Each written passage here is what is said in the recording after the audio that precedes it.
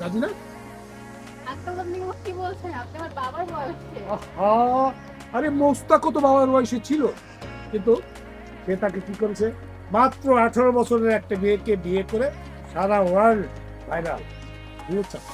তুমি ভাইরাল হও। আরে এখন তো ভাইরাল হওয়া খুব সহজ। মানে তুমি নিশু, আমি নান্নু। নান্নু আর নিশুর যদি একটা হয়ে যায় তাহলে কেমন হয়? মানে আমার বাবা এত ভাইরাল হওয়ার কোনো প্রয়োজন নেই। আহ! তুমি আবার একটা ভাইরাল হওয়ার সুযোগটাই মিস করে দিলে। দেখো, অত ভাইরাল হওয়ার আমার কোনো প্রয়োজন নেই। ভাইরাল হওয়ার প্রয়োজন আছে বলেই তো তুমি ফেসবুক আইডি চালাও। ওইভাবে ভাইরাল হওয়ার কোনো প্রয়োজন নেই আসলে আমার। ও, ওটাকে তুমি নোংরামি ভাবছো তাই না? অবশ্যই ওটা তো নোংরামি তালিকা।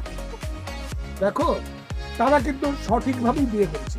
তার বিরুদ্ধে আইন আদালত হয়েছে, সব জায়গায় জিতে এসে তারা এখন হ্যাপি। তারা ভালোভাবে ভাইরাল হতে পারবে না। সবাই তো এখন এইভাবেই করতে হবে। দেখো, আমাদের সমাজের সংস্কৃতির একটি নেগেটিভ সাইড আছে, সেটা হচ্ছে নোংরামি। নোংরামি দিয়ে যদি আমরা সংস্কৃতিকে এগিয়ে নিতে পারি তো দোষ কি? তার কেন? অত ভাইরাল